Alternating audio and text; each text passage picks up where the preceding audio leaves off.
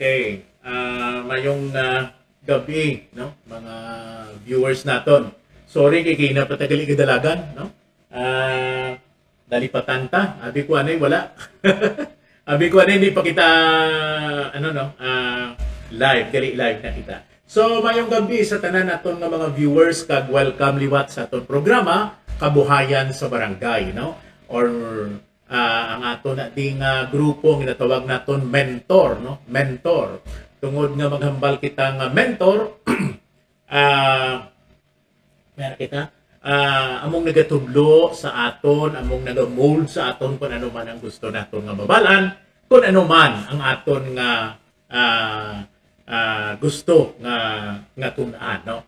Of course, subong nga gabi alas Sabado, no? Alas 9 sa gabi ang takna Sabado, Pebrero 26, 2022. Kaga sa tanan, welcome sa atong programa Kabuhayan sa Barangay. Meantime, ang mga nagalantaw sa aton, no? Gusto nato na i-greet ang nagalantaw sa aton. Dini ako si Kyle Rojas, no? Bide ko subong, 69 nagali si okay, kamusta, no? Nagalantaw sa aton direct from Manila, no? Maricho, tawaganay kita karon after sing akon nga live program. Gusto take out may istorya. So, thank you for watching gid Maricho.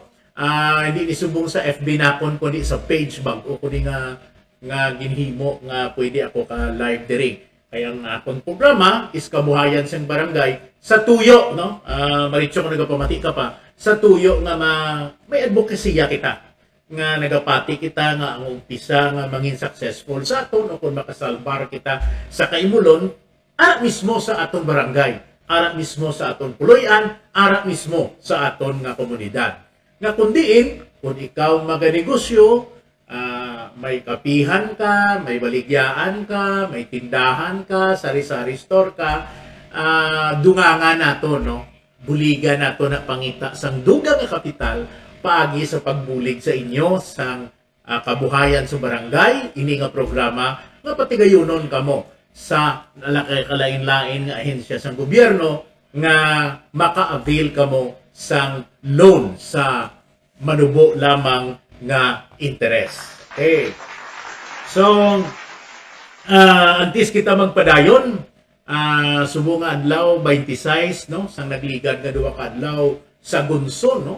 Duha ka mga grupo sa politika, mga kandidato nga nagapapili sa pagka-presidente sa Pilipinas kag vice president nagkadto diri sa Iloilo kag nagpatigayon, no? Sang ilang mga rally, political rallies nila, campaign rallies nila. Sang 24 sang Friday, ari diri ang grupo ni Anay Senador Bongbong Marcos nga nagapapili sa pagka-presidente kag upod yaman ang iyang vice president nga si Mayor Sara Duterte, no?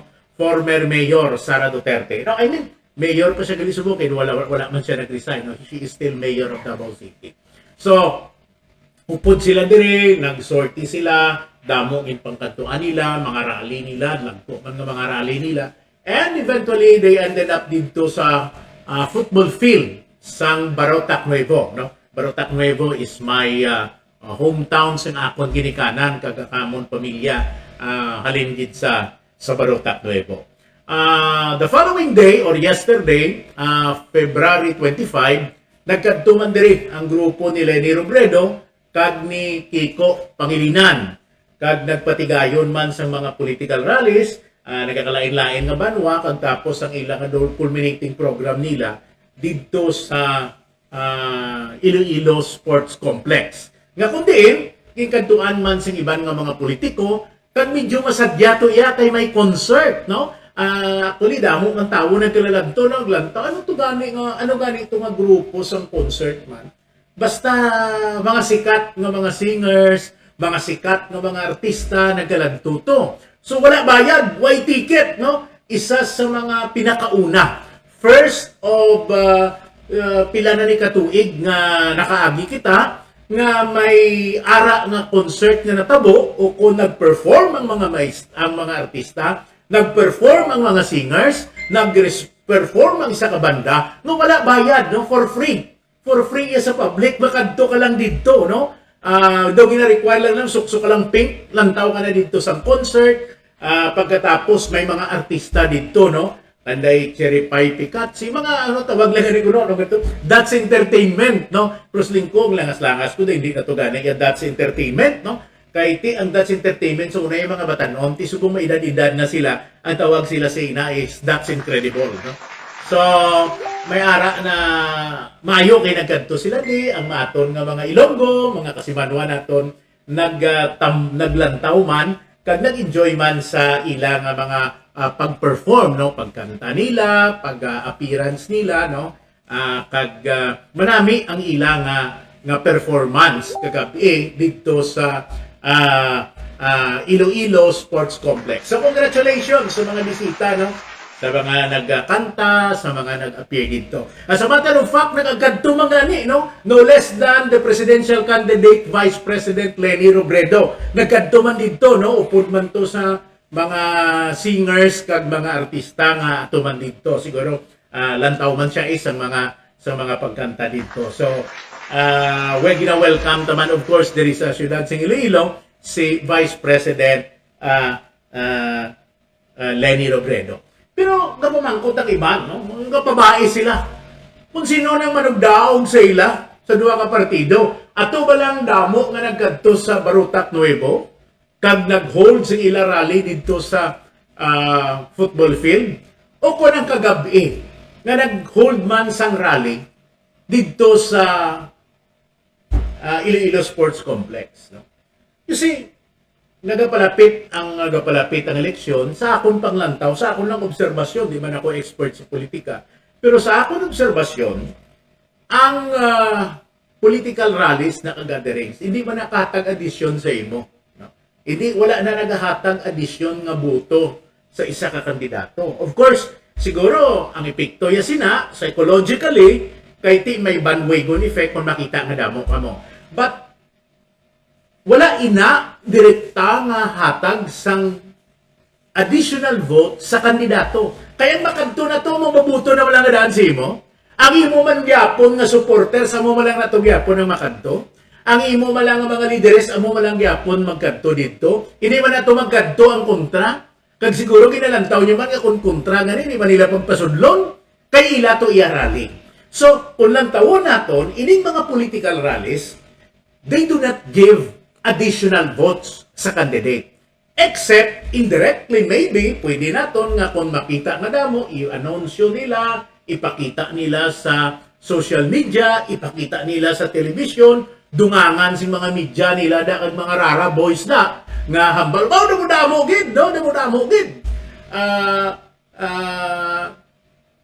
Basi maka-epekto sa iban nga wala pa ka-decide nga lingati dito kita kay madamo balaan mo naman nga daan yang tawo kung madamo kung sa dito magupon.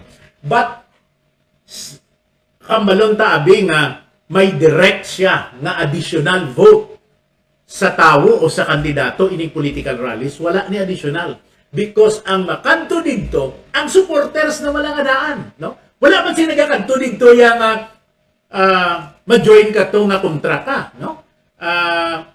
Asa nang balta na ako magkontra nga ni kato nila pagpasudlon no ang unang rule nila. So of course may mga rally sila nga pakita nila nga show of force, no? But if you try to analyze that, kung may ara abi to mga 5,000 dito sa Barutak Nuevo kag ang diri sa Iloilo Sports Complex dako abi mga 6 to 7,000 kay mas dako ang ilang nga nagather nga crowd, then ang siyudad sa Iloilo consists of 320,000 voters. Ang probinsya sa Iloilo malapit 2 ka milyon ang botante. So, ang 5,000 sa Barutak or ang 7,000 sa Iloilo Iloilo Sports Complex is just a drop in a bucket, no? Itulo lang na sa balde. Tungod nga ang botante pa lang gani sa siyudad sa Iloilo is about 320,000. Ang probinsya sa Iloilo malapit 2 ka milyon o mga 1.5 milyon. So more or less mga 2 ka milyon ang bilog na syudad kag probinsya sa Iloilo. So, ang representation nga 5,000 dito sa Barotac Nuevo nga football field or 7,000 more or less diri sa Iloilo Sports Complex do not represent the total number of the voters in Iloilo City and province of Iloilo. No? So, amo ina.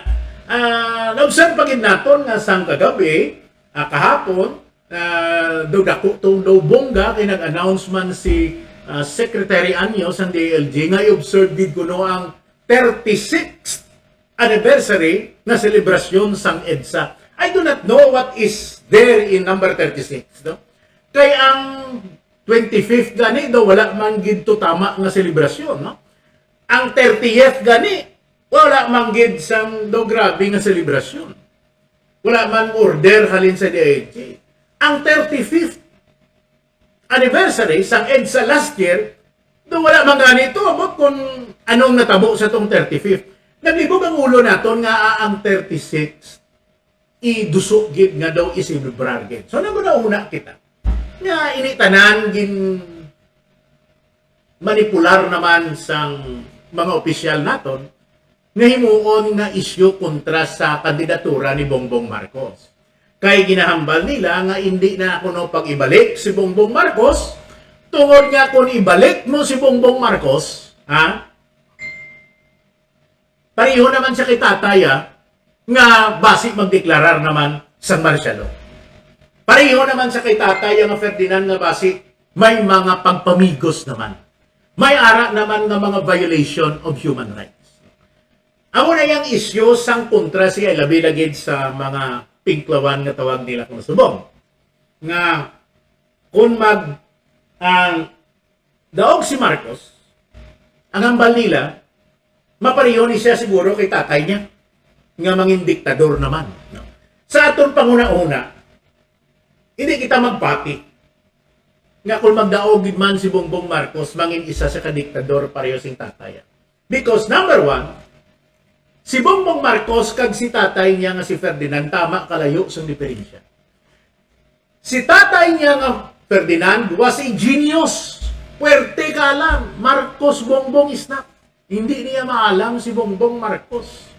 Si Ferdinand Marcos was a consistent honor student. Si Bongbong Marcos way kuya kabalo nga may honor ni siya sang elementary siya, sang high school siya, o kung sang college siya. Damo pa gani nga wala pa siya ipakita nga degree holder siya kung na tinapusan niya. Si Presidente Ferdinand Marcos ang aton sa unang presidente, consistent honor student, graduate sa College of Law, bar top notcher, puwerte nga private law practitioner. So, mo nang diferensya nila, si Bongbong is not even a graduate. Hindi pa man siya abogado, wala man siya pakita nga may mga citations siya, academic citations siya. So, mo na mga rason naton nga hindi naton makumparar si Bongbong Marcos sa kay tatay nga kay Ferdinand Marcos. Kag kung anong ara sa una sa utok nga malabot ni Ferdinand Marcos, hindi na iya malabot sa utok ni Bongbong Marcos. For the same reason, nga hindi kita magambal nga sa una tsimpo ni Marcos, Ferdinand, maayosin sa subong. Kag tungod nga aring bata niya mabalik, there is a whale of difference between Bongbong Marcos and Ferdinand Marcos. As I have said, si Ferdinand Marcos was a consistent honor student. Si Bongbong Marcos, wala ko kabalo kung nakaagi ni siya nga honor student siya. Either elementary or high school or college. Si Ferdinand Marcos naggraduar sa college, nagkuha sa College of Law, nagpasa, naggraduar pagid, nagkuha bar top notcher. Si Bongbong is not a lawyer. Huwag kung gani kabalo kung anong iyang kurso sini. Si Ferdinand Marcos, maayo nga private law practitioner. Makita mo nga ang source of income niya, may mga harap pagani nga si Italiano kuno to, may mga good siya nga attorney's fees siya. Si Bongbong hasta subong ni kumabalaan kung ano ang source of income niya. Hindi gina kita kapakot kung ano ang iyang source of income kag kung anong iya profession nga naga-earn siya sang income. He cannot even tell us kung anong iyang negosyo, kung ano ang iyang karera, kung ano ang iyang profesyon, kag kundi ang iya gahalin nga kwarta kay hindi man ko kakita nga kung may income siya. So, amo na ang diferensya ni Bongbong Marcos kag ni Ferdinand Marcos. Si Ferdinand Marcos was a war hero, bemedaled soldier. Si Bongbong iya is not. So, muna kalayo sang diferensya nila nga duha. So, hindi kita maghambal nga kung anong nahimo sa una ni Marcos nga Ferdinand, amo man ang himuon ni Bongbong Marcos. Because ang ginpanghimo ni Ferdinand Marcos, ang kalain kag kaayuhan, hindi ito yung malabuot ni Bongbong Marcos. Because of that difference between Bongbong Marcos, mental capacity, sa kay tataya na Ferdinand Marcos. So, amo ina, no, ang mga nakita naton. So, ginasilibrar nila ang 36 niya sa mga grupo ni Cory, ni Leni Robredo. So, kung ginang ila sini-isilibrar parte sa 36, wala gani kita ka-cerebral sa 25th, wala gani kita ka-cerebral sa 30th, wala gani kita ka-cerebral sa nagligad lang at 35th. Kasi masilibrar sila, ipabangon pa nila sa EDSA, pero ang plano nila, nairikindo lang ang issues kontra kay Ferdinand Marcos.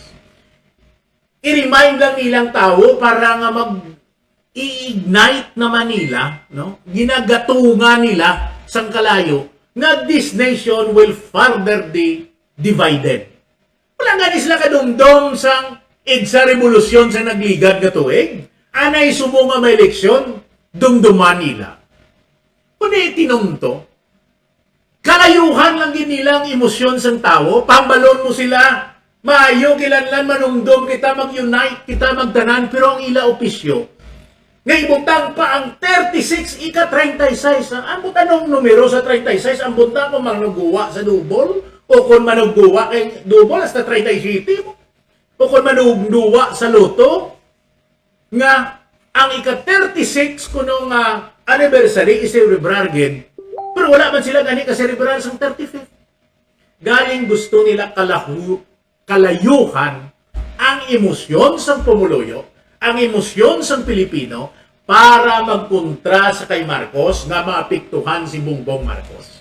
So, at the expense of our nation, at the expense of our people, basta matuman lang nila ang ila political ambition. Amo na nakita ko sa mga pinklawan kag grupo ni Leni Robredo kahapon. Hampangan nilang history, hampangan nila ang ligasiya sang EDSA Revolution, hindi para sa pumuluyo, hindi para sa kaayuhan sing aton pungson, hindi nga maghatag leksyon, kundi usaron nila para mamintaha sa eleksyon sa Mayo. Amo ni ang hindi tamasawaan sa pinklawan. Amo ning hindi tamasawaan sa pinklawan. Kay ti usaron nila ang history nga kuno para sa demokrasya, para sa libertad sing tao, hindi kita mamigos. Amo na kuno ang mensahe sang EDSA. Ti nagligad tuig wala nyo man naginhimo. Subong malang naginhimo na ang 36 kundi para kontra kay para kontra kay Bongbong Marcos. Pero ang lain pagin, kaya tuman to ang si Mayor Triñas. Amo man ko no, para sa libertad, pero kulang taon, tadi demokrasya ng libertad. Gareklamo na Mayor. Gareklamo mga job hires, kay ginapalistagin sila, kay ginapatinder, kay kung isla magatinder, digto, basi makakas sila, wala na sila sang kontrata sa imo sa City Hall the zone nga tuig or the zone after 3 months. Amo man ang mga 4-piece ginapahong man permeng mga kubos naton nga kung hindi ka magupod sa among sa eleksyon, kung dito ka kay John Capulot, kung magboto ka kay Plaridel Nava, kakason nga namon sa 4-piece kay rekomendar sa barangay kapitan. Din ang demokrasya sa choice ng tao.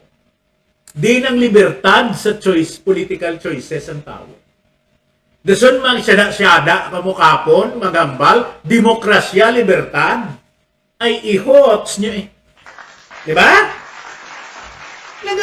Nagasyada-syada kamo.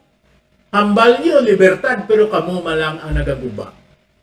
Sang demokrasya, kay kamo mismo ang nagapamikos. Okay, enough with the kahapon nga natabo no nga rally. Now, kadto kita sa aton nga main topic subong. Ini parti sa kabuhayan naton sa barangay. Balanta naman niya nga ilan tagid may palangabuyan kita. Hindi man tanan kita may obra nga permanente, hindi man tanan kita nga may ara nga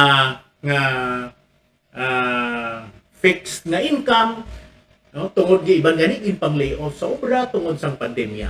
Pero kinahanglan tagid to survive is to have our own business or anything that we do to give us income. Kag maghambal kita income, kinahanglan hindi lang isa ka source ang aton income. Kay bisan may fixed kita nga obra, bisan may sweldo kita, bisan may ara kita bulanan sa aton nga employment, kinahanglan mangita pagid kita kag mag-create no sang isa pagid ka source of income. Like for example, kung teacher ikaw, kung maestra ikaw, may bulanan ikaw. Kung isang hambal ka lang, di ano malang ning sweldo na mo, mataas na subong ang iyasing teacher nga sweldo. Congrats sa imo mga sirs kag mama. Taas na subong ang sweldo nyo, no? Congrats gid sa inyo. But at any rate, basta lang mo ano kataas, gamahal ang gasolina, gamahal ang pagkaon, nagamahal ang balaklon, gamahal bayo, gamahal ang tuition, gamahal ang plite, tanan-tanan gamahal, no? Tanan-tanan na gamahal. So, kinahanglan ta karon ang additional income. So, iba nagareklamo nga ano man ang aton gobyerno, ano man ang administrasyon sa aton private school. Amo lang ning sweldo ya sa akon, no? Amo na nang masarangan sang aton nga gobyerno kay ti basi wala naman sing kuhaan pa nga iba, no? Way labot nga ang iba naton nga mga opisyales ang gobyerno puwerte pagid mangawat, no? Puwerte pagid mangawat kadto kada bla sa City Hall. Makita mo na ang style. Of course, hindi tanana kalabanan na da mga mayo. Pero may ara gida nga kabalungan mismo sila kung sino ginang kawatan da, no? So, but at any rate, kung ikaw empleyado ka, nambal ko na kung teacher ka, hindi ka magsalit sa imo binulan. Kay kulang inabasi, kapimpa kung may mga 4-5 kakabilong kabataan, pakanoon mo pa eskwelahon mo, paplitihan mo, may pasubong kay way gawas ang eskwela face-to-face. Di bro, balik kita subong, sa June, mabalik naman, mapliti naman kita. No? So, kinahanglan naton nga balila nga additional income. So, hindi kita magsalig, as I have said, sa aton nga fixed income. Let us create another stream of income or another source of income. Pwede kita na dira makaput up kita, makatsurutsyanggi kita. Kung Sabado, kung Domingo, makaluto-luto kita, nga mabaligya ta, kay wala man klase yung mga public school teachers, kung Sabado, kung Domingo, ara man lang sa balay, lutuon ta, ibaligya ta. O kung mahimo kita sa mga pagkaon, na pwede ta suguon ang yaton isa ka bata, o kung ang bulig naton nga magbaligya. O kung magtsurutsyanggi kita. Kung may isa kita dira kabulig o paryente nga dira sa ato naga-star, pwede kita makabukas ng isa ka tindahan or sari-sari store nga kung may income kita, makabulig-bulig sa aton. Bisan isa lang kalata nga sardinas ang biginan siya takadadlaw, ti kundi may plamahon na kabataan. Gisa-gisahon ta, butangan ta da sing dahon sing balunggay. Katilaw kamos na? Dahon sing balunggay, Garcina, dahon balunggay, butangan mo sardinas, so kanamit, no? Maging tudlo pagid sakon gani si Edgar Suelo, siling niya sardinas kag dahon sing alugbati, ti damo ko na alugbati. Ti namit kinman tuod. So, maghambal kita another source of income, it does not necessarily mean nga ang income mo kwartagin. Ang income mo kwartagin. Pwede man nga ang income mo in kind. Like for example, sa kilid sa ugsaran sing balay mo, mananong ikaw sang alugbati nga makambod lang sa kudal mo. Kadto ka mo di sa balay ko, pakitaon ta kamo, sang alugbati nga nagakambod sa akon kudal. No? Nagakambod na nagatubo. Pag utod ko sila, utdon ko naman, ang inutdan ko, kuhaan ko sing dahon, ginahuluman ko na sa tubig. Paghulom ko sila sa tubig, hulom ko sa tubig, magwa ang dahon, itanom ko naman liwat. So nagadamo ang akon nga alugbati, nga kung isa may magkanto di sa akon, tinatagaan ko pa gani isang alugbati. Sang isa kadlaw, nagapangita ako sang liso sang patula. Palan mong patula, kadasig magtubo. Itanong lang ni mong patula, dugay-dugay matubo, magpamunga na, umpisa na pamunga ang patula. Kadamo-damo kung isa nagagululang na lang, hindi mo na maarapalan sang luto. Ting patula, no, gid. Gisa-gisahon mo, bisan ano lang imulutuon, may dahon balunggay ka, may patula ka, o kung may kapayas ka, laktan mo katanglad, laktan mo nor cubes. Bisan wala manok, daw manok ang sabaw. So, mautan mo, masabaw mo sa kanuon mo, manami sa kabataan, healthy. No? Akong kalabataan, patimpa si Jube ko, ayaw ni magkaon sang utan. Ako, nagakaon naman ako sang utan. No? I started eating vegetables when I was in the College of Law. Balan mo, ang akon nga iloy, ang akon amay, wala to gakaon utan ang akon amay. Baboy lang to, isda, karne, manok, but more on baboy. Ang ako niloy tlagsa man lang gakaon na utan, mga utod ko tlagsa lang nagakaon utan, matsiyag ko sa tanan kami nga maguluton. Ako lang gid ang palakaon utan. Pero I started to adapt to eating vegetables when I was in the College of Law, first year college, kaya may amigo ako nga mahilig sa utan. So natudloan niya ako nga magkaon sing utan. So mo na nga ton nga istoryang diri pirme.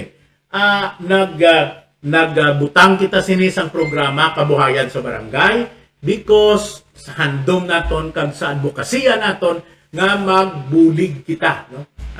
Sa mga ordinaryo nga